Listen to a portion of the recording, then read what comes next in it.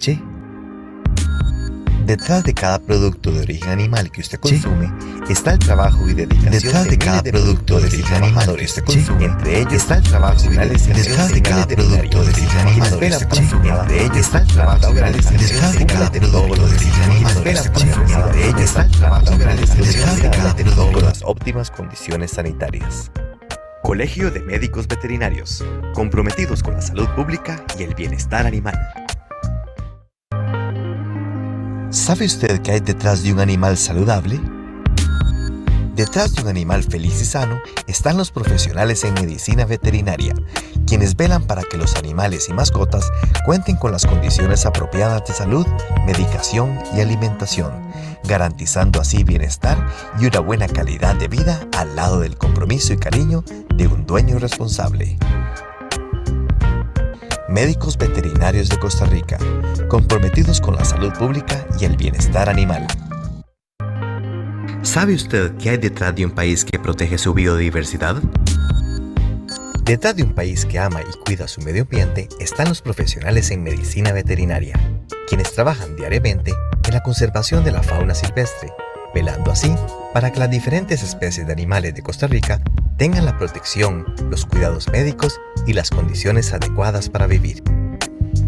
Colegio de Médicos Veterinarios, comprometidos con la salud pública y el bienestar animal. ¿Sabe usted qué hay detrás de una granja responsable? Detrás de una granja con las correctas prácticas de producción y bienestar animal están los profesionales en medicina veterinaria, quienes velan para que cada granja, planta o producto de origen animal cumpla con todos los requerimientos, medidas de bioseguridad, higiene, nutrición y cumplimiento de las regulaciones estatales. Una labor irreemplazable e imprescindible en la salud pública, para que usted y su familia reciban en su mesa un producto de calidad y con las óptimas condiciones de inocuidad sanitaria. Colegio de Médicos Veterinarios, comprometidos con la salud pública y el bienestar animal. ¿Sabe usted qué hay detrás de un país responsable? Detrás de un país comprometido con la salud de sus ciudadanos están los profesionales en medicina veterinaria, quienes día a día desempeñan un papel fundamental en la investigación y prevención de enfermedades zoonóticas, bajo un manejo adecuado y respeto digno de los especímenes. Una labor imprescindible e irreemplazable para garantizar la salud y protección que Costa Rica y el mundo merece. Colegio de Médicos Veterinarios, comprometidos con la salud pública y el bienestar animal. ¿Sabe usted qué hay detrás de una planta responsable? Detrás de una planta con las correctas prácticas de bioseguridad alimentaria están los profesionales en medicina veterinaria, quienes velan para que cada producto de origen animal contenga una adecuada selección de materias primas de calidad, garantizando que cada planta de alimentos cumpla con todos los requerimientos y medidas de bioseguridad para minimizar el ingreso de agentes infecciosos. Una labor irreemplazable e imprescindible en la salud pública, para que usted y su familia tengan la confianza de recibir en su mesa un producto de calidad. Colegio de Médicos Veterinarios, comprometidos con la salud pública y el bienestar animal.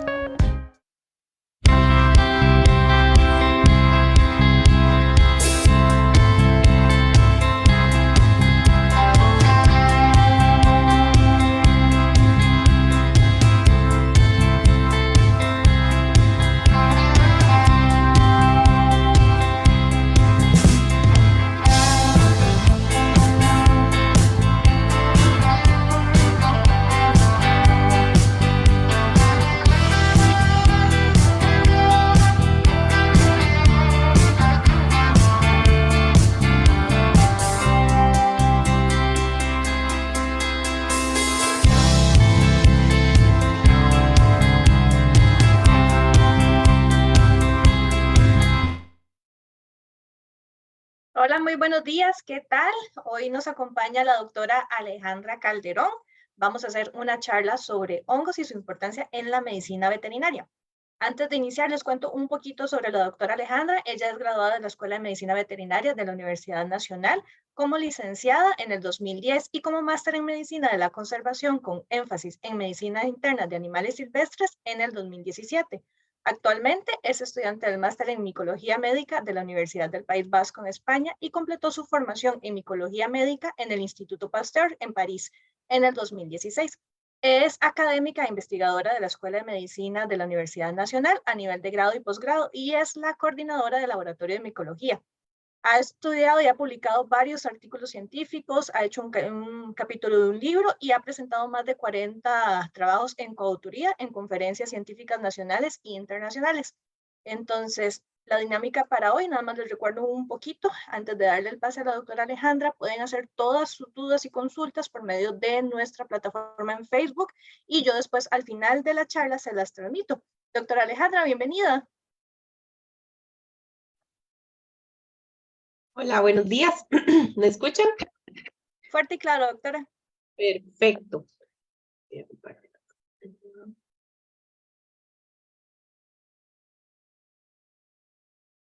Perfecto. Bueno, buenos días. Muchísimas gracias por la invitación al Colegio de Médicos Veterinarios. Para mí es un honor participar en esta campaña de salud ocupacional para los colegas y cerrar ahorita la campaña con la importancia de los hongos en medicina veterinaria desde el punto de vista del riesgo ocupacional. Y también quiero agradecer a los colegas que están viendo ahí en el Facebook o lo vean por diferido después.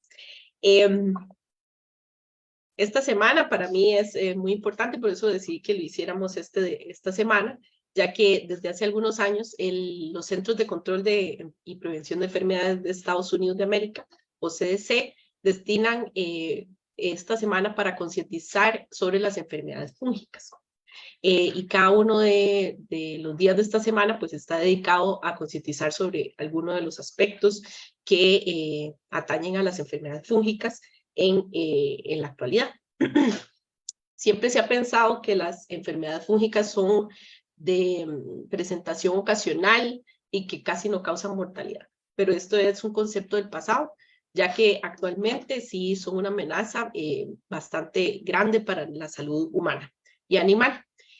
Bueno, estos son algunos de los infografías que presentó el CDC para esta semana. Pues, por ejemplo, existen de 1 a 5 millones de tipos de hongos en el mundo, pero más o menos 300 son los que causan enfermedad tanto en personas como animales. No obstante, si vemos los datos de Global Action for Fungal Infection o Gavi, nos dicen que hay más de 300 millones de personas afectadas con algún tipo de micosis peligrosa en el mundo. Y de ellas, más o menos, se presentan 2 millones de muertes anuales, siendo la quinta mayor causa de muerte en el mundo. Doctora, disculpe, ¿estamos compartiendo la presentación? ¿Sí? ¿No los están viendo? No, no la estamos viendo. ¡Ay, santísima! Vamos a ver, me voy a volver entonces. Pensé que la estaban viendo. Ay, mira, qué linda. No le había puesto compartir. Listo, doctora, ya lo estamos viendo. Ahora sí se ve. Perfecto, entonces les contaba que esta semana la semana de concientización de las enfermedades fúngicas por una iniciativa de los Centros de Control y Prevención de Enfermedades de Estados Unidos o la CDC, que por mucho tiempo se ha pensado que las infecciones fúngicas son de presentación esporádica y con baja mortalidad, pero esto ha ido cambiando alrededor de los tiempos. De los 1 a 5 millones de hongos que existen en el mundo, solo 300 se han demostrado que han causado enfermedad en las personas o los animales. Pero según el Global Action for Fungal Infections, o Gavi, más de 300 millones de personas padecen de alguna micosis peligrosa en el mundo. Y de ellas más o menos 2 millones anuales mueren. Y esta es la quinta mayor causa de muerte en el mundo. Además, más o menos el 50% de las muertes en pacientes VIH son por micosis, y de ellas en América Latina, los casos de histoplasmosis son tantos como la tuberculosis, pero con mayor mortalidad en los pacientes VIH. Y esto también se presenta en nuestro país. En nuestro país, las dos mayores causas de muerte en pacientes VIH son por hongos. La primera es histoplasmosis y la segunda es criptococosis, sobre otras etiologías bacterianas o de otro índole. Eso también ha llamado la atención de la Organización Mundial de la Salud, quien ha emitido un listado de patógenos fúngicos prioritarios para que sean tomados en cuenta en los diferentes países.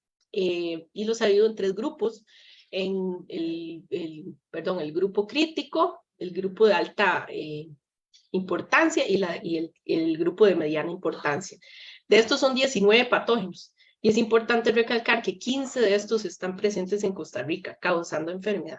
Y de esos 15, pero de esos 19 es probable que existan 17 en el país, ¿verdad? Hay 2 que no sabemos si están, o sea, que pueden estar presentes, pero no se han reportado casos todavía, ¿verdad? Entonces sí, que en nuestro país son frecuentes las micosis. Lo que pasa es que lo que erramos a veces es en el diagnóstico o tomarlos dentro de la consideración. Según el Gafi, estas son las clasificaciones de las infecciones fúngicas en humanos.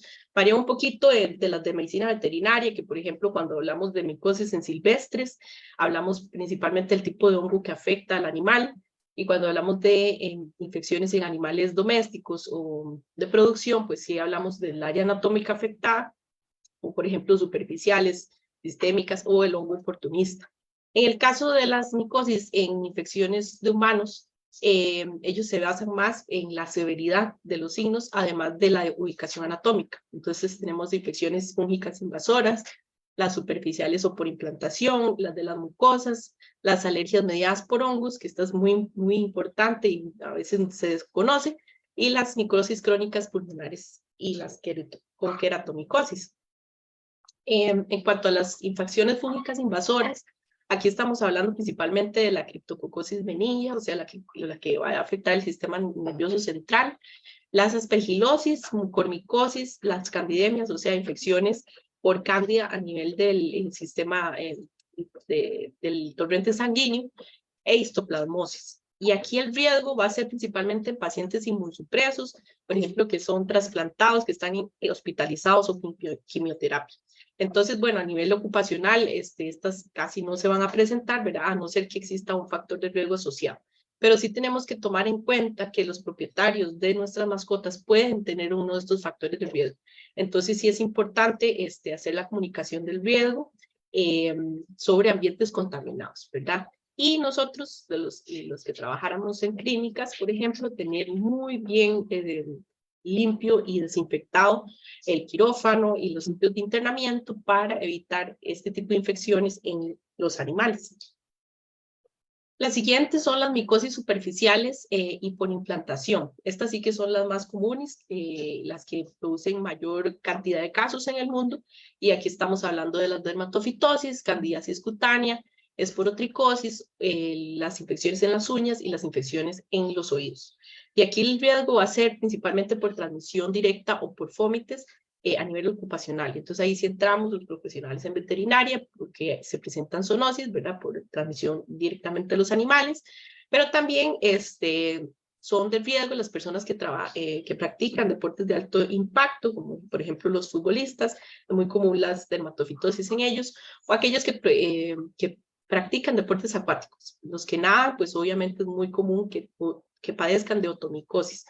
Y las personas que trabajan en agricultura, de hecho la esporotricosis es la enfermedad laboral número 1 en Costa Rica, que es en personas que trabajan cogiendo café o en trabajadores de rosales y de plantas. Y también otro grupo de riesgo son las personas que padecen enfermedades endocrinas, que pueden tener más riesgo de tener estas enfermedades. Aquí les presento una infografía muy bonita que nos están preparando los estudiantes asistentes de laboratorio esta semana, donde se ven las 2 principales micosis superficiales, que es esporotricosis y dermatofitosis. Y esas son las que voy a ampliar. Sí es importante que retomemos un poco esta diapositiva de la charla pasada, ¿verdad? Diferenciando los tipos de zoonosis que hay. Está la zoonosis sensu estricto o el sentido estricto, que es la que se transmite directamente de los animales contagiados hacia las personas. Y aquí podemos citar a nivel de hongos la dermatofitosis y la esporotricosis por Sporotrix brasilensis. Mientras que tenemos las zoonosis en su sentido amplio, o el sensu lato, donde incluimos esas infecciones en las personas o en los animales que se dan por la exposición en un ambiente contaminado y que el animal vertebrado tiene algún tipo de contribución, ¿verdad? Y entonces ahí hablamos de las sapronosis fúngicas. y existen más de 250 zoonosis reportadas en el mundo. Aquí vemos también esta publicación que es el compendio sobre las precauciones que se deben tomar en cuenta por el personal veterinario para evitar el contagio de zoonosis del 2015 de Estados Unidos. Y nos recuerdan que un gran porcentaje de infecciones que suceden en humanos son de origen zoonótico y son de origen emergente. Ahí nos listan cuáles son las principales, pero destaco las que son de micóticas y hablan de esporotricosis y hablan de dermatofitosis. Casualmente las más comunes superficiales. Aquí también en este artículo viene un apéndice que son listados de los principales agentes y enfermedades zoonóticos de importancia para Estados Unidos en el 2015. Y destaco los 4 micóticos que estamos hablando de dermatofitosis como agente zoonótico sensu estricto. Y esporotricosis, ellos hablaban de Sporotrix schenki, pero yo lo modifiqué un poquito, aquí le puse Sporotrix brasilensis, que es el que es zoonótico, para destacar que que es bastante importante y nos debe llamar la atención, y 2 agentes que son sapronóticos, o sea, del ambiente, que son Cryptococcus e Histoplasma. En esta otra investigación, que es más bien una revisión de literatura de infecciones zoonóticas que se han dado en estudiantes de veterinaria, los autores hicieron una revisión de literatura de 1.254 artículos y ellos incluyeron 62. Y de ellos vieron que habían 2 publicaciones asociadas con agentes micóticos, y son estas, que son dermatofitosis, en el caso de España, que fue por gatos de castración, y un caso en Suiza, que fue de 20 personas, 20 estudiantes, que fue por equinos. Un brote de dermatofitosis equina. Entonces veamos que no solamente a nivel de especies menores van a ver el riesgo, sino también especies mayores. Esta fue una diapositiva que estoy reciclando también de la encuesta que les había pasado a los colegas sobre zoonosis. Y les pregunté que si alguna vez habían diagnosticado algún animal o animales con enfermedades zoonóticas o bien detectado agentes zoonóticos. Y en segundo lugar hablaron de dermatofitosis y eso representó un 55.8% de las respuestas. También les pregunté que si alguna vez habían sido diagnosticados con una zoonosis y pusieron como primera opción dermatofitosis en un 28.7%. Aquí es interesante porque para hacer esta encuesta yo me basé en un estudio que hay de Finlandia, que le pasaron a personas que ya son veterinarios, ¿verdad? O sea, ya están ejerciendo. Y ahí el porcentaje fue 15%, ¿verdad? Y de zoonosis en total, ¿verdad? No solamente dermatofitosis. Entonces, sí, en nuestro país parece que hay pues una mayor tendencia a tener agentes zoonóticos o de padecer agentes zoonóticos. Y estos solamente los que han sido diagnosticados. Tenemos que tomar en cuenta que también un gran porcentaje puede no estar diagnosticado. Entonces, pensando eso, les puse una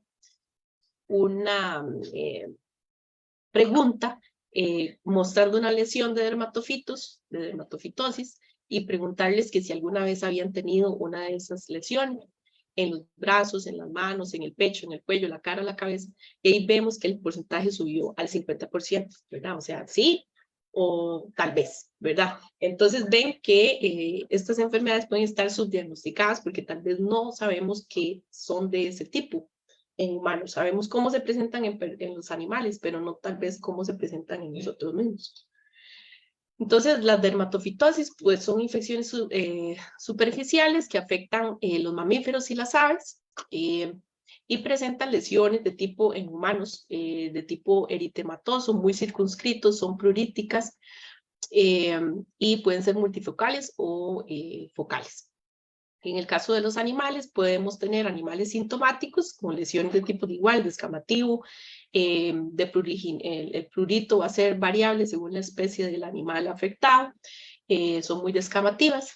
Pero aquí el problema mayor reside en los portadores asintomáticos, esos que no tienen signos clínicos evidentes y pues tenemos en las casas, tenemos en nuestros sitios de trabajo sin saber que están portando el hongo. Entonces aquí es importante recordar cuáles son esos hongos, ¿verdad? Cuáles son sus hospedadores. Y entonces hablamos del Microsporum canis, que su hospedador favorito pues van a ser los gatos y en segundo lugar los perros. Entonces puede haber perros y gatos que sean portadores de este hongo sin que tengan signos evidentes y que puedan transmitir esta enfermedad. También hablamos del Trichophytum verrucosum, que está más a nivel de los rumiantes, ¿verdad? Principalmente los bovinos, pero también podemos tener ovinos y caprinos. Y dos que me parecen muy interesantes porque son muy poco difundidos, que son el Trichophytum benjamii y el Trichophytum erinacei.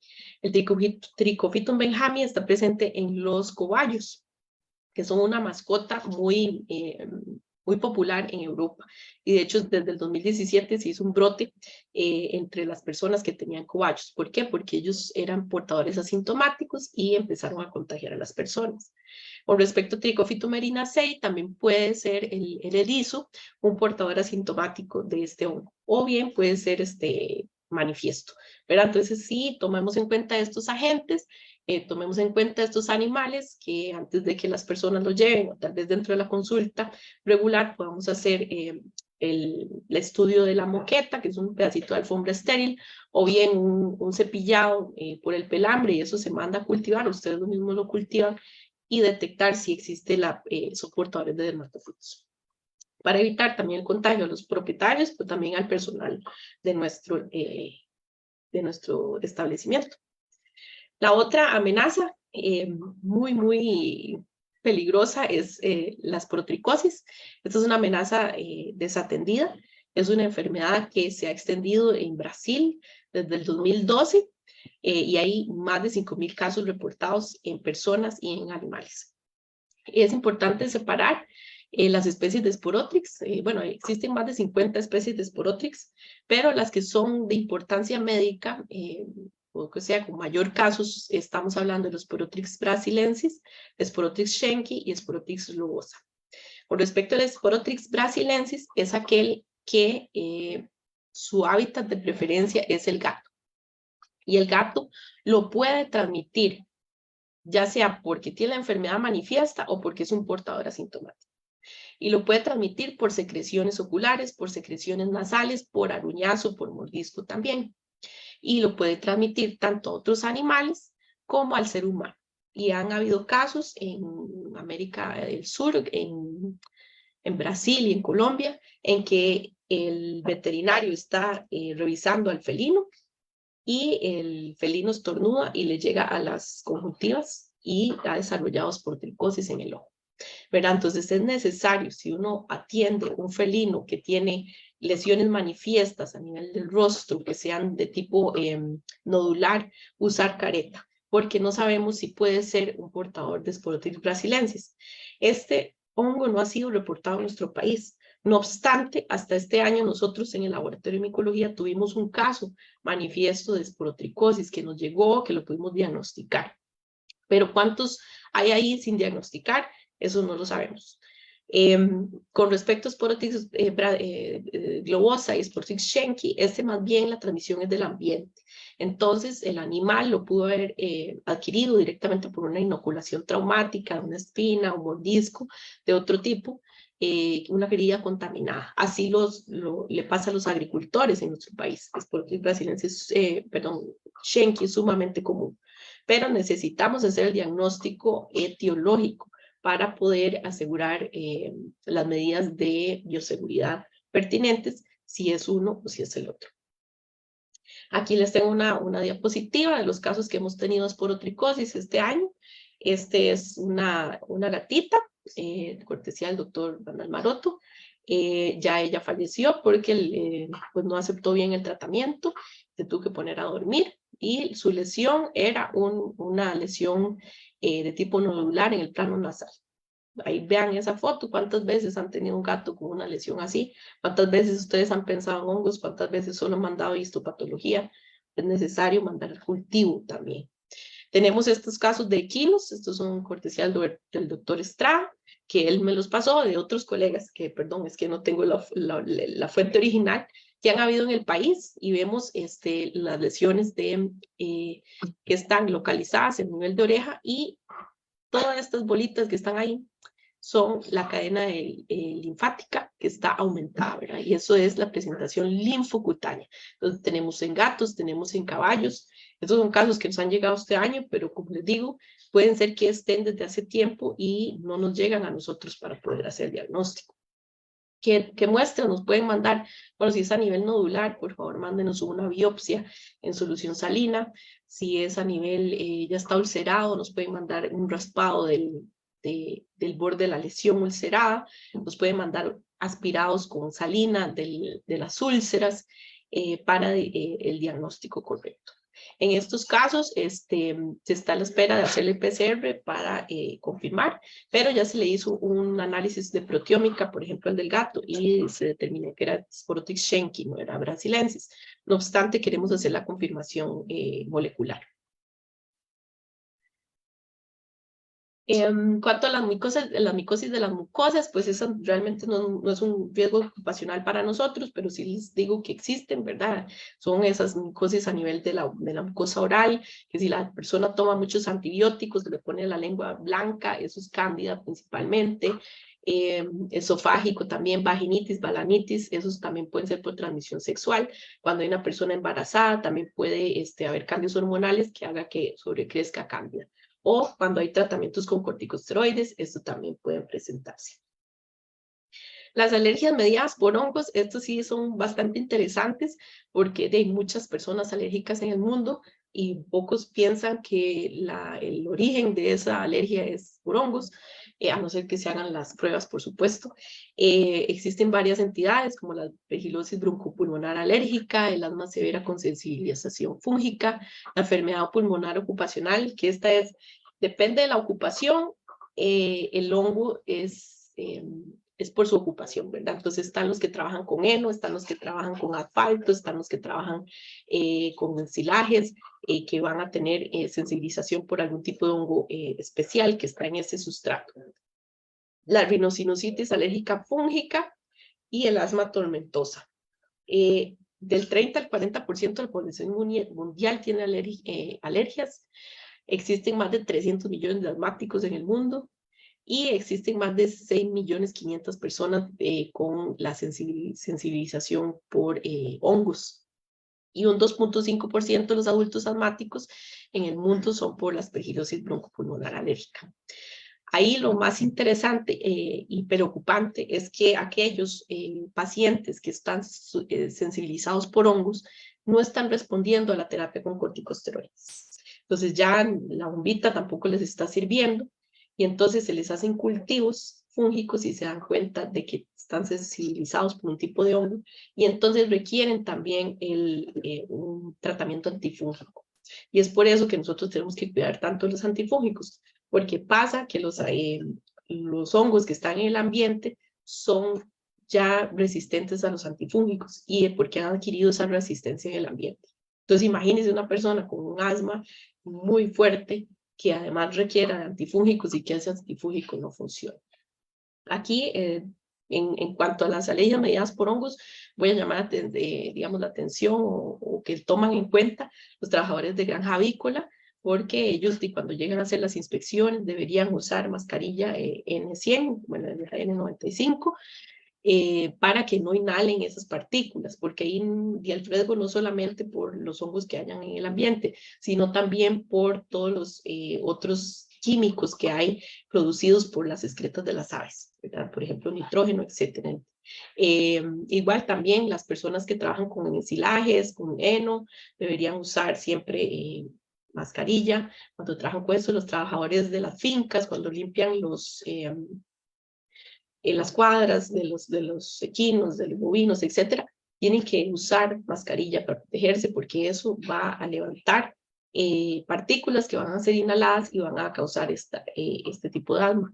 También algo muy importante, las personas que tienen gallinas de traspatio o que tienen gallinas artesanales, ¿verdad? Y estos lugares nunca son limpiados con frecuencia. Entonces ahí se acumula mucha materia orgánica en descomposición y ahí puede crecer histoplasma. Y es un sitio donde puede iniciar un brote de histoplasmosis. Entonces aquí hablamos de las microsis crónicas y pulmonares y aquellas que producen queratomicosis. Y hablamos principalmente de las micosis endémicas, que la que nos interesa en Costa Rica es la histoplasmosis.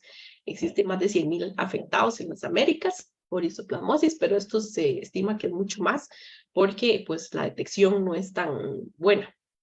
Después, las aspergilosis pulmonares crónicas, que hay más de 3 millones de afectados en el mundo. Y las queratomicosis nos hacen la llamada atención, que son aquellas infecciones fúngicas en el ojo, que se pueden dar por traumatismo, ¿verdad? Entonces, hay que tener mucho cuidado cuando se está trabajando en una cirugía o algo así, también usar careta, porque si nos clavamos algo en el ojo, esto puede hacer una puerta de entrada para que ingrese el hongo. Y estos hongos que causan queratomicosis en el mundo causan ceguera en el 60% de los casos o pérdida del ojo. Entonces, pues no es algo como para tomarse, es algo para tomarse en serio. Aquí otra de las infografías que nos presentaron los estudiantes, esta creo que sale hoy, y pues como un resumen sobre aspergilosis en animales, pues hay varios cuadros clínicos. En perros y gatos casi siempre lo vamos a ver formando nódulos a nivel de la nariz o de los ojos. En el caso de las aves son infecciones respiratorias. En el caso de los equinos pueden ser asma, ¿verdad? EPOC también, o enfermedades digestivas. Y en el caso de los bovinos, pues más que todo mastitis y abortos. En caso de aspergilosis, pues entonces depende del tipo de presentación. Ahí nos pueden mandar, por ejemplo, si son a nivel nodular, nos mandan una biopsia en salina para hacer el cultivo, hacer los directos. También puede hacer radiografías, ¿verdad? Y otras cosas. En el caso de la streptococosis, hay dos complejos de especies que son de importancia. Uno es el complejo neoformans y el otro es el complejo Gatti. Con respecto al complejo Gatti, es ventajoso que aún no se ha diagnosticado en el país, y esto porque el Cryptococcus Gatti Species Complex afecta personas y animales que estén inmunocompetentes, o sea, que no tienen ningún factor de riesgo en su sistema inmunológico, versus el Cryptococcus neoformans, si ese sí, más bien la persona o el animal tiene que tener algún tipo de su inmunocompromiso. No obstante, en animales, por ejemplo, el gato, es muy común que se infecten también por Cryptococcus sin tener tampoco ningún virus que comprometa su sistema inmunológico. Y es porque todo se hace por trauma. Entonces, aquí hemos tenido muchos casos donde lo que se ve es una linfadenitis, ya sea de un solo linfonodo o múltiples linfonodos en gatos, o una secreción transparente, una rinitis transparente. En el caso de los caninos, ahí sí que les gusta más a cripto irse al sistema nervioso central. Entonces, además de ver infecciones respiratorias, podemos tener signos nerviosos. También puede ser asociado a diarreas. Y la histoplasmosis, que es, pues, yo creo que la más frecuente últimamente en nuestro país. La mayoría de los casos que hemos tenido en Costa Rica en animales han sido con diarreas, o sea, micosis digestivas, que son subdiagnosticadas porque son animales que tienen diarreas intermitentes, que responden parcialmente a los antibióticos o no responden del todo, que ya se han desparasitado, no salen parásitos, ¿verdad? Entonces ahí consideremos histoplasma en el diagnóstico. También histoplasma es un diagnóstico diferencial de erliquiosis y puede cursar con trombocytopenia, puede cursar con leucopenia, perdón, y picos febriles, o sea, el mismo cuadro clínico que Ehrlichia, y puede tener algunos problemas de piel también, y no siempre respiratorio, porque siempre uno piensa histoplasma respiratorio, y realmente en nuestro país, en animales, los cuadros son digestivos o a nivel de sanguíneo, artritis. Control y prevención, entonces, de estas enfermedades es, lo primero, bioseguridad y salud ocupacional. Tenemos que tomar en consideración con qué podemos desinfectar nuestras áreas de trabajo y cuáles son las medidas de protección personal. Después, la comunicación del riesgo. Definitivamente, si nosotros sabemos que estas enfermedades pueden ser de transmisión a las personas, ya sea a los propietarios de los animales o a nuestro personal de las clínicas, de los áreas de trabajo, comuniquemos ese riesgo, digamos cuáles son las medidas de control y prevención que ellos deben tomar. Y por supuesto, capacitación. Aquí me acuerdo siempre del doctor Alexis Berrocal, el doctor de patología, cuando daba clases, él decía, no se diagnostica lo que no se conoce. Y yo a eso le agrego, y tampoco se previene ni se controla lo que se desconoce. Entonces, si nosotros no sabemos cómo, qué son estas enfermedades, cuáles son estos agentes, cómo los vamos a prevenir, cómo los vamos a controlar y también cómo los vamos a diagnosticar. Aquí en el mismo artículo que les decía, viene un apéndice sobre los desinfectantes que podemos usar para diferentes agentes infecciosos que hay en nuestros lugares de trabajo. Y si vemos en la parte de los hongos, pues el que más surte efecto es el alcohol, ¿verdad? Un alcohol en una concentración de un 60-85% lo podemos aplicar a las zonas de trabajo, a las mesas de cirugía, y va a matar los hongos bien. La clorhexidina es poco el efecto. En el caso de los iodóforos, pues es moderado, y los amonios cuaternarios no tienen efecto sobre los hongos. Vean qué curioso. Usted ve el coso del Lysol por detrás, dice que sí, ¿verdad? Pero solo han probado en 2 agentes, por ejemplo, 3 agentes.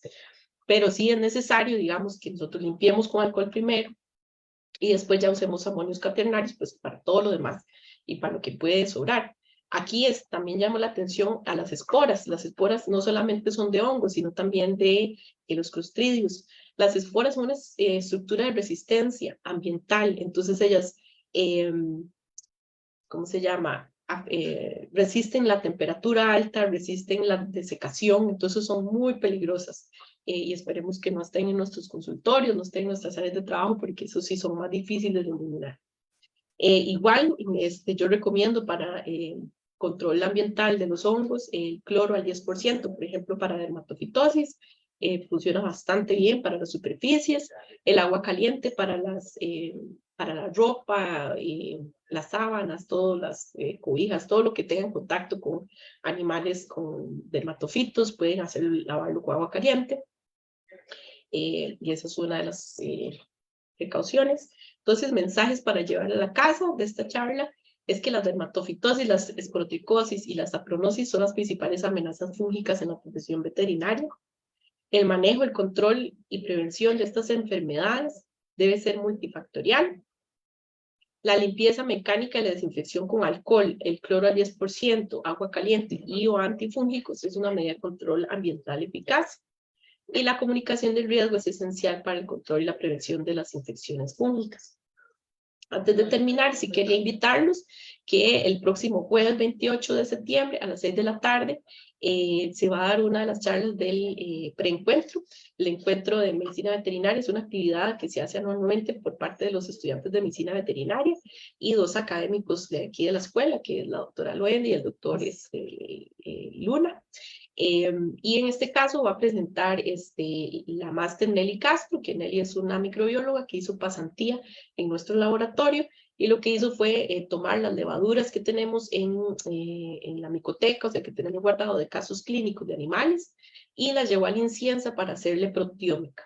Y entonces lo que hizo fue verificar la identificación que le habíamos dado mediante el BITEC, por la proteómica, o sea, el maldito. Entonces, pues es un estudio bastante interesante porque ahí pues, hay aislamientos de todo, de perezosos, de animales silvestres, de productivos y domésticos. Entonces es interesante, por si quieren conectarse, es en línea y es gratuito.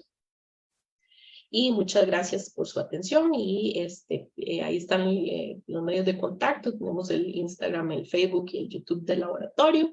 Y agradeciendo también, por supuesto, a Fiorella Fernández y José Andrés Vargas, que fueron 2 estudiantes que hicieron una de las infografías que les presenté acá. Y muchas gracias, estoy dispuesta para preguntas.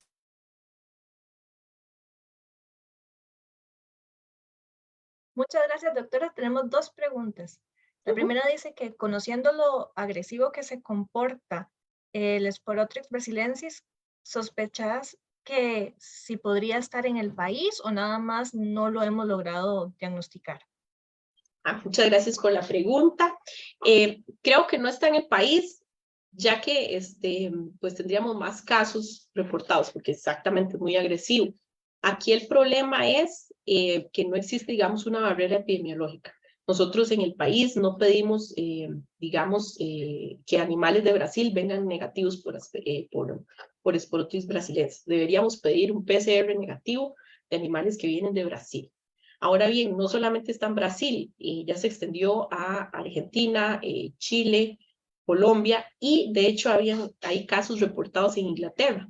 Y este caso de Inglaterra es muy interesante porque es de una señora brasileña que se llevó a su gato y 3 años ya tenía de vivir en Inglaterra.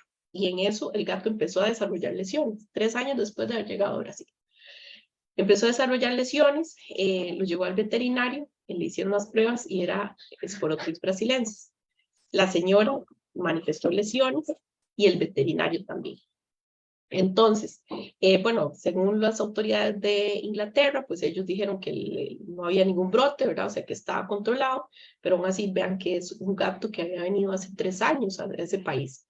Entonces, nosotros no tenemos barrera epidemiológica, como les decía, no sabemos si tenemos animales importados de Brasil, perros o gatos, que hayan venido ya portando esa enfermedad y que la puedan manifestar. Entonces, ahí lo que nos toca a nosotros es detectar, ¿verdad? Entonces, cada vez que ustedes tengan, y gatos principalmente con lesiones ulcerativas de tipo nodular, en la cara, en cualquier parte del cuerpo, tomen biopsia para histopatología y tomen una biopsia para micología y manden a hacer cultivo para nosotros poder hacer ese rastreo epidemiológico que necesitamos. De hecho, en el 2017, la doctora Doina Solís realizó presentó su tesis de graduación y ella lo que hizo fue buscar Esporotrix en los gatos de Costa Rica. Hizo una muestra de 127 animales y no encontró en ese momento, pero eso fue hace 5 años, ¿verdad? O más, ¿verdad? Entonces vamos a necesitar ya una actualización de eso. Y lo que necesitamos es que ustedes nos ayuden con esa detección. Muchas gracias, Doc. La segunda pregunta dice que el lavado correcto con jabón y agua posterior al manejo de animales puede prevenir la infección de dermatofitos. Excelente pregunta, muchas gracias. Y sí, correcto. El lavado con agua y jabón es importante porque hace una remoción mecánica, ¿verdad? De los agentes que pueden estar ahí. Pero sí, tiene que ser como hasta el brazo, ¿verdad? Todo el antebrazo tenemos que lavar bien, ¿verdad? Entonces ahí, ¿por qué? Porque el dermatofito sí necesita una pequeña lesión que sea microscópica. Entonces, si ya lavamos con agua y jabón, perfectamente ya nos puede proteger de que ya no, el dermatofito no ingrese, ¿verdad? A la piel. Con respecto al mismo dermatofito, ¿si existe algún protocolo que pueda realizar si se sabe que se expuso sin protección? Por ejemplo, a dermatofitos, si tocó entrar como a una caverna, a un buen viejo, sin mascarilla ni nada, y si hay algo que se puede hacer para prevenir que se instaure o para estar pendiente de los signos clínicos. Ok, ¿ese es dermatofitos o es histoplano? Es que las cavernas son más de histoplano. Dermatofitos, sí, digamos, yo lo que recomiendo es que si uno no puede, digamos, si uno cree que hay un paciente con dermatofitos, siempre nos pongamos Lysol en la ropa, ¿verdad? Mientras vamos a atender a todos los demás y limpiemos bien con cloro al 10% la mesa de atención, aspiremos si se puede el área o limpiemos con cloro al 10%. Después, si nosotros pues vamos a una caverna, ahí la exposición sería histoplano. Entonces yo lo que recomiendo, bueno, de todas formas, cuando hay excursiones a caverna de venado, por ejemplo, ya la cierran en las épocas del año donde hay más conidiación, ¿verdad? Entonces ya ahí pasa el riesgo. Eso sí, digamos, si hay personas que son fumadoras o que tienen problemas respiratorios, pues sí les recomiendo tener mascarilla, ¿verdad? Para ir y no inhalar muchas conidias, ¿verdad? No sé si respondí la pregunta. Sí, y nos dijeron que sí era con histoplasma. Ok, perfecto. Lo otro que nos preguntan es si como gremio, como Costa Rica, ¿cómo podemos presionar para que se exija un PCR para los animales que entran de estos países? Eso es muy, muy, muy importante. Yo también quiero saber creo que voy a comunicarme con las personas de riesgo epidemiológico y presentar ese artículo de Inglaterra, ¿verdad? Y que ya pues hay detecciones en varios países y creo que sí es necesario pedir el PCR negativo de Brasil, ¿verdad? Ya tal vez Colombia, Chile, Argentina todavía no está tan esparcida la enfermedad, pero tal vez Brasil sí, porque Brasil hay zonas, o sea, ya es una zona endémica. Necesitamos sí hacerlo me imagino que a riesgo epidemiológico el SENASA. Muchas gracias, Doc. Y tenemos una última pregunta. ¿Cuándo considera necesario tomar muestra con mosqueta y cultivo cuando el animal es asintomático? Ajá, muchas gracias también por la pregunta. Yo digo, cuando llegan a la veterinaria y nos dejan una cajita de gaticos, ese mismo día pásele una moqueta o pásele un cepillado, ¿verdad? Y eso cultívelo de una vez. Y ya, mientras se va el gatillo, ya usted tiene el cultivo y ya usted sabe si iba o no con dermatofitos. Igual, si usted tiene a la venta cobayos, entonces también hágale la muestrita antes de que se vaya para la casa. Lo mismo con los puercoespines, bueno, pero los erizos, ¿verdad? Entonces hacer el cepillado y cultivar. Si nos llegan a consulta estos animales, recomendemos eso, ¿verdad? Más si tienen niños en la casa, porque son los más afectados, ¿verdad? Con la dermatofitosis, es donde se va a hacer más evidente. Y más porque ellos se los pasan ahí por el cuello y pasan con todo lado con los animales. Listo, esas serían todas las preguntas. Doctora, muchas gracias por acompañarnos al puro principio de la charla, y ahorita que ya casi estamos con los cierres de toda esta campaña de salud ocupacional. De verdad ha sido bastante enriquecedor tenerla de nuestro lado en este equipo y con esta campaña. Muchísimas gracias por la invitación y a ustedes por escuchar. Bueno, entonces esto sería todo. Muchas gracias por acompañarnos. Recuerden que tienen el enlace para la encuesta de satisfacción ya en el Facebook. Va a estar abierta en las siguientes 24 horas y pueden volver a ver esta charla si gustan más adelante, ya que queda grabada en nuestra plataforma. Así que muchas gracias, doctora. Muchas gracias a Johan, que está detrás de cámaras, y nos vemos en la siguiente entrega.